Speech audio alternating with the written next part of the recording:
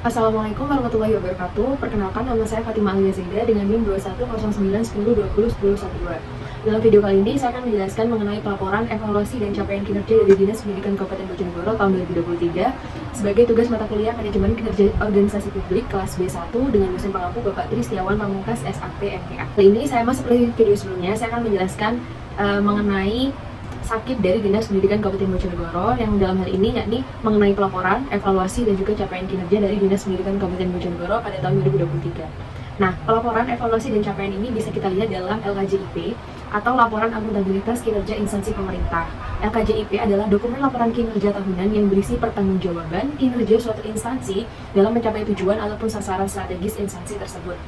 Nah, proses penyusunan LKJIP ini dilakukan setiap akhir tahun, anggaran bagi setiap instansi untuk mengukur pencapaian target kinerja yang sudah ditetapkan dalam dokumen perjanjian kinerja sebelumnya.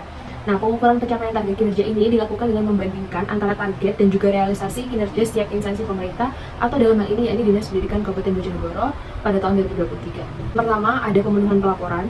Jadi di bagian pemenuhan pelaporan ini kita akan melihat apakah ada keterkaitan antara capaian target dalam rencana kerja yang sudah kita bahas sebelumnya dengan realisasi yang dilaporkan dalam LKJIP.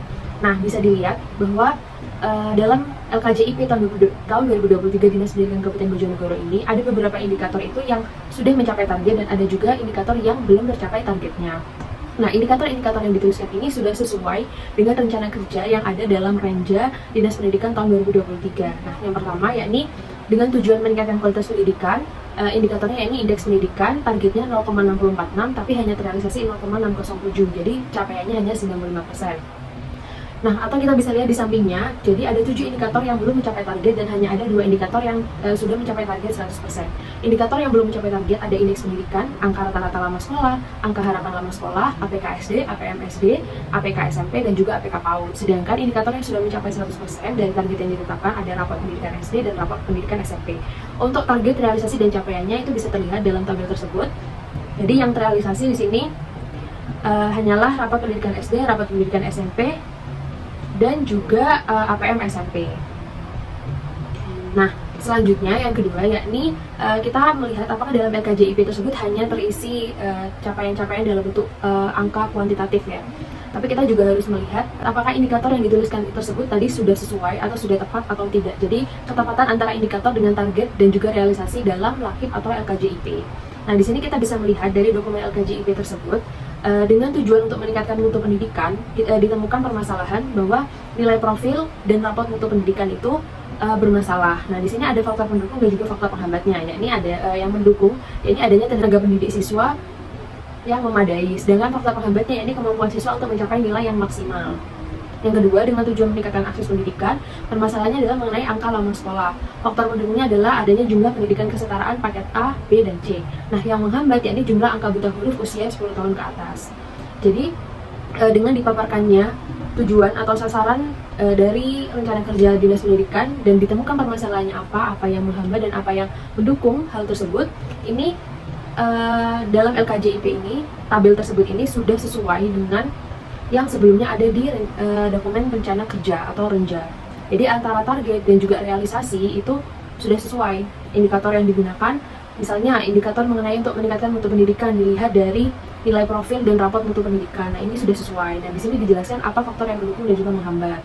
Kemudian misalkan dengan indikator meningkatkan akses pendidikan, kita melihatnya mengukurnya dari angka harapan lama sekolah. Nah, di sini dijelaskan apa faktor yang mendukung dan apa faktor yang menghambat tercapainya angka harapan lama sekolah itu sudah mencapai target atau belum. Selanjutnya di sini ada analisis penyebab kegagalan ataupun analisis penyebab keberhasilan semua target dan sasaran yang ditetapkan dalam rencana kerja dan direalisasikan dalam LKJIP. Jadi apa sih yang menyebabkan ini menjadi gagal ataupun berhasil? Yang menyebabkan berhasil yang pertama ada sarana dan prasarana yang memadai, kemudian adanya pendampingan dan supervisi di sekolah-sekolah, peningkatan kualitas manajemen berbasis sekolah, program guru penggerak yang sudah meluluskan 245 orang, PTK non-PNS yang mendapatkan honor APBD sebanyak 75%, jumlah guru Dikdas S1 linear sejumlah 90%, jumlah guru PAUD S1 linear sejumlah 67%, sebanyak 98% guru juga telah mengaktifkan dan memanfaatkan platform Merdeka Mengajar.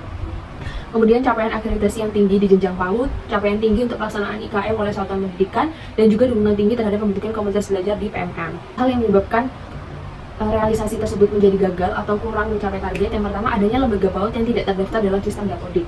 Kemudian sarana dan prasarana PAUD di daerah terpencil juga belum terpenuhi, ketersediaan guru PAUD yang masih kurang, program kesetaraan yang belum maksimal, dan juga guru belum maksimal baik di jenjang SD ataupun SMP. Nah, selanjutnya dalam hal pemanfaatan laporan. Jadi dalam dokumen rencana kerja Dinas Pendidikan Kabupaten Bojonegoro tahun 2024 itu disajikan sebuah review terhadap hasil evaluasi pelaksanaan rencana kerja dari tahun lalu atau rencana kerja perangkat daerah atau dinas pendidikan ini yang tahun lalu, yakni mengambil dari tahun 2022 dan perkiraan capaian tahun berjalan yakni tahun 2023. Jadi apa yang dijelaskan dalam dokumen rencana kerja tahun 2024 itu mengambil dari hasil evaluasi, mengambil dari hasil realisasi permasalahan-permasalahan apa yang terjadi di tahun 2023 dan juga tahun 2022 atau di tahun sebelumnya. Jadi melihat dari LKJIP tahun 2022 dan juga tahun 2023. Nah, dalam dokumen tersebut dijelaskan di Lakip tahun 2023 bahwa permasalahan yang ditemukan yakni pertama, belum terpenuhinya jumlah guru sebagaimana jumlah guru yang diharapkan. Kemudian terbatasnya kualitas dan kuantitas SDM khususnya pada jenjang SD. Sarana dan prasarana yang belum sesuai standar, belum tersedianya data guru secara real time yang sewaktu-waktu bisa dijadikan rujukan untuk melakukan pemetaan dan analisa. Kemudian implementasi kurikulum merdeka yang belum optimal sebagaimana yang diharapkan khususnya bagi guru yang sudah mendekati masa pensiun. Nah, itu kan tadi permasalahannya. Kemudian ada hal yang menghambat. Yang pertama yakni masih adanya ego sektoral antar organisasi perangkat daerah dalam berbagi data, khususnya data penduduk yang belum mengikuti wajib belajar 12 tahun. Kemudian dengan dihapusnya UPTD Pendidikan Komunikasi ke bawah yang mencakup 430 desa atau kelurahan, memunculkan kendala pada kecepatan dalam menyelesaikan sebuah persoalan. Kemudian dalam rangka memenuhi kekurangan kepala sekolah, khususnya jenjang SD, minat guru untuk ikut seleksi calon kepala sekolah itu sangat rendah. Sedangkan setiap ada seleksi yang lulus, tidak sampai 100% dari jumlah peserta yang mengikuti seleksi. Nah, kemudian dalam dokumen rencana kerja tersebut juga dijelaskan, melihat dari Lakip yang tahun sebelumnya bahwa mengenai indeks pendidikan ini kan hanya terrealisasi 0,607, belum tercapai 100% dari target yang ditetapkan. Nah, ini di sini dijelaskan penyebab dan juga apa sih hal yang harus dilakukan pada tahun 2024. Nah, hal yang harus dilakukan itu masuk dalam rencana kerja tahun 2024. Jadi di sini penyebabnya karena harapan lama sekolah dan rata-rata lama sekolah itu masih rendah angkanya. Kemudian belum terpenuhinya pendidikan BOP kesetaraan hanya membiayai sampai usia di bawah 21 tahun. Sedangkan pada program pembelajaran kesetaraan masih terdapat usia di atas 21 tahun sehingga menyebabkan berkurangnya jumlah siswa. Dan hal yang akan dilakukan yaitu mengusulkan tambahan guru PPK pada tahun 2024 sebanyak 1.984 orang, meningkatkan kinerja guru melalui seleksi guru penggerak, guna meningkatkan rata-rata lama sekolah dengan mengaktifkan program kesetaraan, memberikan kenaikan honor pada tutor yang mengajar pada kejar paket A, B, dan C. Selanjutnya, di sini ada evaluasi internal dari inspektorat. Jadi ketika sebuah dokumen laporan pertanggungjawaban itu sudah selesai dibuat oleh dinas, maka inspektorat sebagai lembaga internal yang bertugas mengawasi akan memberikan evaluasi atau reviewnya terhadap LKJIP yang sudah disusun. Nah, jadi di sini hasil reviewnya yakni mengenai sumber data atau informasi capaian kinerja ini belum disajikan secara memadai. Untuk sumber data, informasi realisasi atas kinerja belum disajikan dengan jelas. Jadi angka indeks pendidikan, rapat pendidikan, HLS, RLS, APK, dan APM itu belum disajikan sumber datanya. Misalnya nilai tersebut berasal dari rilis BPS atau dari penilaian Kementerian Pendidikan Nasional atau perhitungan mandiri. Jadi jika perhitungan realisasi kinerja itu dilakukan secara mandiri, harusnya juga menjelaskan metode perhitungan yang digunakan. Hal tersebut harus dilakukan supaya informasi yang disajikan ini bisa diyakini bahwa datanya tuh valid. Terus yang kedua, yakni mengenai solusi perbaikan atau peningkatan kinerja belum disajikan secara memadai. Analisis penyebab kegagalan kan sudah ada memang, cuman belum memadai. Solusi perbaikan atau peningkatan kinerjanya itu belum dijelaskan secara memadai. Bisa dilihat dari analisis tidak tercapainya target indeks pendidikan. Dijelaskan penyebabnya, salah satunya ini tidak tersedianya BOP pendidikan kesetaraan bagi warga yang berusia di atas 21 tahun. Tapi solusi perbaikan yang ada tidak menjawab permasalahan tidak tersedianya anggaran tersebut. Nah, lalu inspektorat memberikan saran review yakni untuk menyajikan sumber data informasi capaian kinerja yang secara memadai, misalnya menarasikan tentang metode atau pihak-pihak yang melakukan pengukuran atas nilai tingkat kegemaran membaca. Dan juga menetapkan solusi perbaikan atau peningkatan untuk meningkatkan kinerja di tahun selanjutnya, misalnya dalam rangka meningkatkan minat warga Bojonegoro yang lulus sekolah dan sudah berusia 21 tahun ke atas untuk mengikuti pendidikan kesetaraan.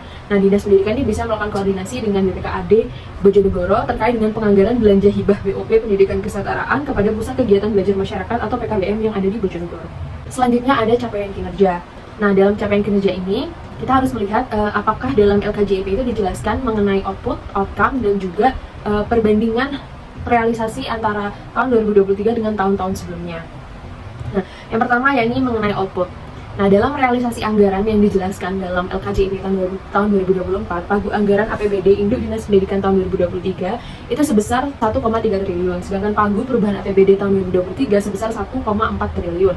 Nah, dengan realisasi anggaran hanya sebesar 900 juta atau sebesar 64,14%, yang terdiri dari 3 program, 13 kegiatan, dan 73 subkegiatan. Jadi dalam hal ini realisasi anggarannya itu hanya tercapai sebesar 64,14% dari pagu anggaran yang sudah ditetapkan. Nah, misalkan kita bisa lihat di sini di bagian kegiatan pengelolaan pendidikan anak usia dini atau PAUD, subkegiatannya itu yaitu membangun gedung, ruang kelas ataupun ruang guru PAUD, anggarannya yaitu 9,8 juta.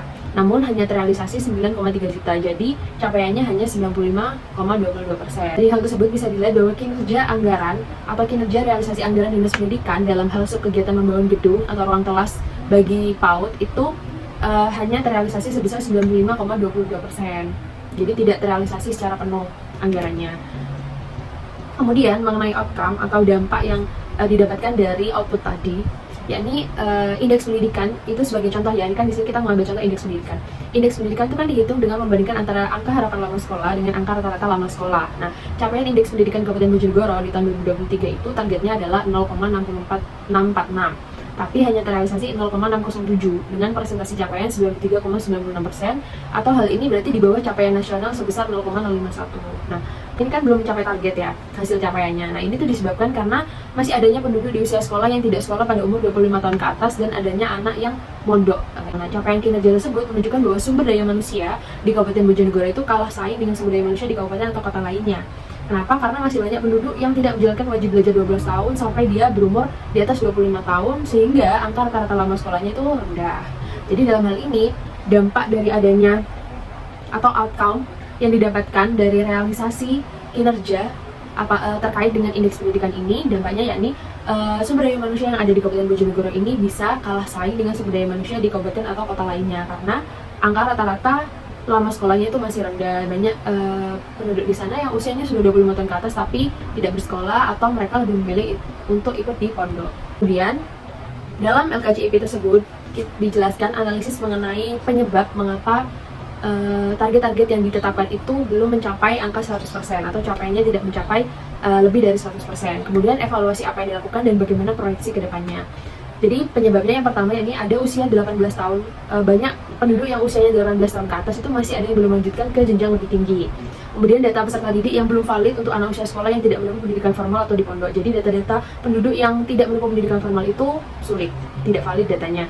Kemudian kurangnya pendidik dan tenaga pendidikan pada jenjang PAUD, SD, dan SMP. Nah, hal yang sudah dilakukan pada tahun 2023 yakni melaksanakan pendidikan non formal atau kesetaraan kejar paket A, B, dan C. Kemudian meningkatkan kinerja guru dengan meningkatkan kesejahteraan guru melalui kenaikan honor tutor. Kemudian mengusulkan formasi EPPK sesuai kebutuhan, yakni sebanyak 1.984 orang. Nah, hal yang akan dilakukan pada tahun 2023 dan seterusnya, terutama pada tahun 2024 dan seterusnya, yakni pengikutsertaan terhadap sekolah penggerak, peningkatan kuantitas dan kualitas komunitas belajar, mendorong guru untuk mendasar program pendidikan guru penggerak, memfasilitasi guru penggerak untuk mengimbaskan ilmu dan pengalamannya kepada guru yang lain, mendorong guru PAUD yang belum berijazah S1 untuk kuliah S1 dan linear, kemudian mengusulkan formasi PPPK untuk tahun 2023 sesuai dengan kebutuhan. Selanjutnya, capaian kinerja yang ada di LAKIP atau LKJIP tahun 2023 ini juga dibandingkan dengan tahun-tahun sebelumnya. Jadi di sini bisa dilihat target di tahun 2023 seperti apa, kemudian realisasi yang ada di tahun 2021, 2022 hingga 2023 ini bisa dilihat misalkan dalam indikator indeks pendidikan ini mengalami kenaikan realisasinya dari tahun 2021 sampai tahun 2023. Nah, penjelasannya yakni capaian kinerja terjadi kenaikan dibandingkan tahun 2021 dan juga tahun 2022 seperti yang saya jelaskan sebelumnya. Tapi pada tahun 2022 terdapat perubahan sasaran strategis dan indikator sasaran menjadi bertambah, yaitu rapat pendidikan SD dan SMP, di mana pada tahun sebelumnya itu nggak ada. Nah, capaian rapat pendidikan SD dan SMP tahun 2023 adalah capaian bulan hasil tahun pelajaran 2023-2024 yang rilis dari Kemendikbudristek pada bulan Maret 2024. Nah, dalam perhitungan itu, rapat pendidikan variabel yang digunakan yaitu rata-rata nilai numerasi, literasi, karakter, dan juga lingkungan.